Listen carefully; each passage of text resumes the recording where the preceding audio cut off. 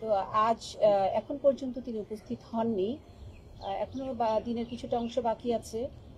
যদি তিনি উপস্থিত না হন সেক্ষেত্রে আমাদের যে অনুসন্ধানকারী টিম আছেন তারা আমাদের দুর্নীতি দমন কমিশন আইন 2004 এবং দুর্নীতি দমন কমিশন বিধিমালা 2007 অনুযায়ী তারা প্রয়োজনীয় ব্যবস্থা গ্রহণ করবেন। আর তিনি অবশ্য আমাদের কাছে একটি লিখিত বক্তব্য পাঠিয়েছেন সে তার আইনজীবীর মাধ্যমে। সেই বক্তব্যে অবশ্য আমাদের তারিখ বর্ধিতকরণের বিষয়ে কোনো কিছু লিখেননি। সেখানে মেইনলি তার এবং তার স্ত্রী কন্যাদের দুর্নীতির মাধ্যমে সম্পদ অর্জন করা সংক্রান্ত বিষয়ে তার অবস্থানটা আসলে বর্ণনা করেছেন। এটা তো এখনই বলা যাচ্ছে না, এটা পর্যালোচনা হবে। আর অনুসন্ধানকারী টিমের রিপোর্ট দেওয়ার তারিখ এখনো বাকি আছে সময়, সেই অনুযায়ী তারা পর্যালোচনা করে দেখবেন।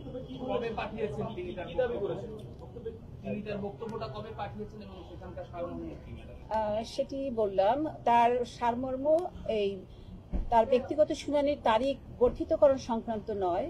বিষয়টি হচ্ছে তার বিরুদ্ধে দুর্নীতির মাধ্যমে যে অবৈধ সম্পদ অর্জনের অভিযোগটি আনা হয়েছে সে বিষয়ে তার এবং তার পরিবারের সদস্য, বিশেষ করে তার স্ত্রী এবং কন্যাদের অভিযোগ যে আনা হয়েছে তাদের বিরুদ্ধে, সেই বিষয়ে তার অবস্থান তিনি বর্ণনা করেছেন।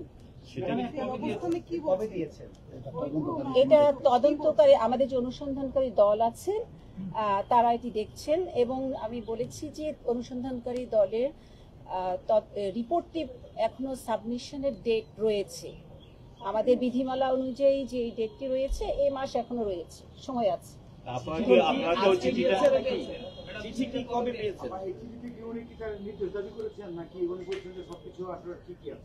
আসলে চিঠিটা যেটা দেয়া হয় এটা আপনারা জানেন, মাননীয় চেয়ারম্যান মহোদয় বরাবর চিঠিটা দেওয়া হয় এবং মাননীয় কমিশনার বরাবর, এটি সচিব মহোদয়কে দেওয়া হয় না। তো চিঠির বক্তব্য আপনার বলেছি, সেটি মেইনলি তার দুর্নীতির মাধ্যমে যে অভিযোগ সেই অভিযোগটি তিনি বর্ণনা করেছেন এবং তার অবস্থানটা কি সেটা আর কি বলেছেন না। এত সংক্রান্ত দেশের বাহিরে বা এই সংক্রান্ত কিছু লিখে নেই।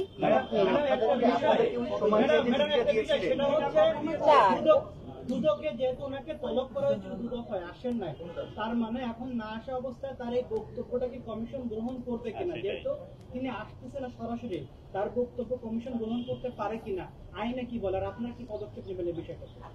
এটি অনুসন্ধানকারী টিমের সম্পূর্ণ এখতিয়ার, তারা স্বাধীনভাবে অনুসন্ধান করছেন।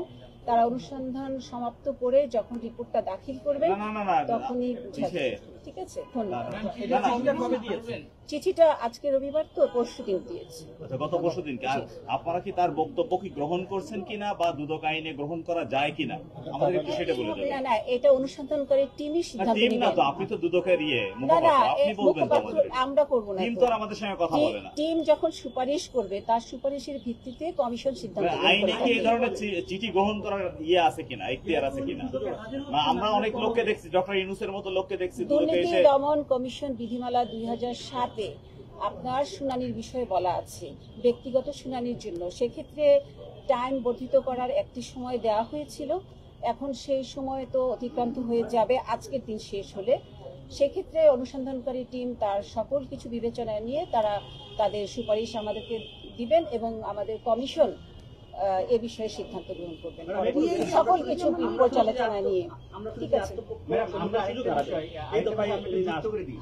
উনি আপনাদের কাছে প্রথম যে অ্যাপ্লিকেশনটা করেছিলেন সেখানে উনি 2 মাস সময় চেয়েছিলেন এবং তিনি দেশের বাইরে আছেন এটি উল্লেখ করে উনি চিঠি দিয়েছিলেন। তো সেই বিষয়ে একটু স্পেসিফিক করতে আপনারা কি 2 মাস টাইম থেকে দিয়েছিলেন, দিবেন কিনা? জি না, সময় দেওয়ার বিষয় এখন আর এখনো বিবেচ্য বিষয় নয়। এখন অনুসন্ধানকারী টিম যে চিঠিটা পেয়েছেন বর্তমানে সেটার বিষয়ে তারা কার্যক্রম গ্রহণ করবে। আমার মনে হয় আমরা দ্বিতীয় বিষয়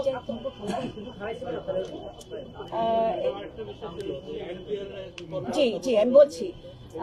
আরেকটি বিষয় হচ্ছে আপনারা জানেন এবং আপনারা বিভিন্ন পত্রপত্রিকা মিডিয়ায় প্রচারিত হচ্ছে, সেটি হচ্ছে এনবিআর এর সদস্য আমাদের মোহাম্মদ মতিউর রহমান দুর্নীতির মাধ্যমে যে অবৈধ সম্পদ অর্জন এবং অর্থ পাচারের বিরুদ্ধে একটি অভিযোগ আমাদের দুর্নীতি দমন কমিশনে পাওয়া গেছে।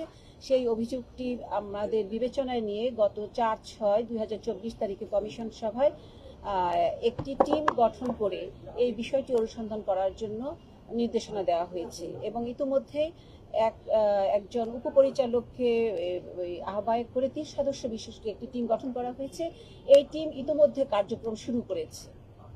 আরেকটা বিষয় ম্যাডাম, ওনার বিরুদ্ধে এর আগে 4 বার দুর্নীতি দমন কমিশনে অভিযোগ করছিল, এটা উনি নিজে একটা সাক্ষাৎকারে বলেছেন। তার মানে কি উনি কি এর আগে কোনো দুর্নীতি করেননি নাকি এই প্রথম পেলেন? এই বিষয়টি হচ্ছে দুর্নীতির অভিযোগ বিভিন্ন সময় একজন কর্মকর্তার আসতেই পারে। 4টি বিষয় যে আগে আপনারা বলছেন তদন্ত হয়েছিল বা অনুসন্ধান হয়েছিল, সেগুলো কমিশন পর্যালোচনা করে দেখবেন। তবে এখন যেহেতু নতুন করে তথ্য পাওয়া গেছে, এই তথ্যগুলির ভিত্তিতে এখন আবার আপনার অনুসন্ধান করা হচ্ছে। মানে তার মানে কি আগে সে কিছুই করেনি নাকি আপনাদের ব্যর্থতার কারণে কিছুই পাওয়া যায়? সেটা পর্যালোচনা করবে কমিশন। ম্যাডাম